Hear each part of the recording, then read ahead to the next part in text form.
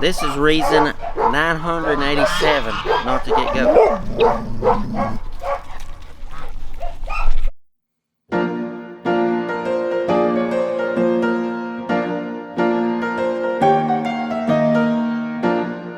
Their history dates back to the 1880s when they came with a man named John Tinsley to central Tennessee.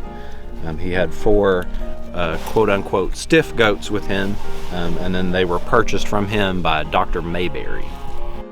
Do they actually faint? No, they do not technically faint. They suffer from a condition, well, I guess not suffer.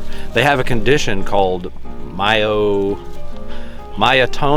or myotonia congenita, which is just a condition that makes their muscles stiffen up whenever they get scared. So while it looks like they faint, they don't technically faint. They just kind of stiffen up and fall over. And it only lasts for 5 to 20 seconds. That's what she said. That's what she said.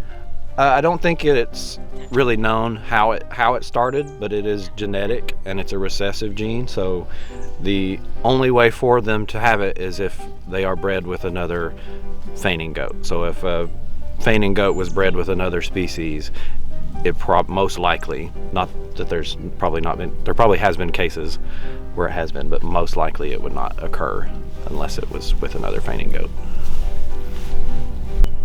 Fainting goats can come in any variety of color, and they're kind of spread out over the size range. You can have them as small as 50 pounds up to 125 pounds. There wasn't really a standard for the breed. People just bred them to faint. So some of your other typical breeds, they weren't selected for color, but typically a lot of the ones you find will be black and white, but they can come in any color a goat can come in. I would rather have a sheep than any goat, but if you have to get a goat, if you're crazy and you have to get a goat, I would get a fainting goat because of their muscles and their condition. What do you call it?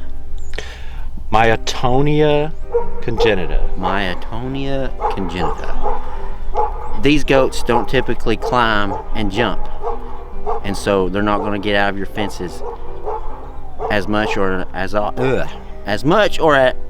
can't talk. As much or as often as a normal goat would. There you go. They're a little more they're So ground dwellers. They make great pets, a great starter goat if there is such a thing. The fainting goat is a meat goat because of their muscle condition. They have a 4-to-1 bone to meat ratio compared to 3-to-1 with your other breeds. And supposedly, I don't know, the meat is more tender. I'll let you decide.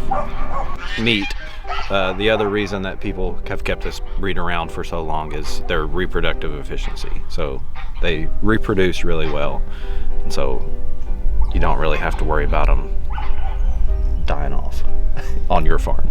I don't know if it's a skill, but they're pretty good at getting their head stuck in a fence. That'd be a con.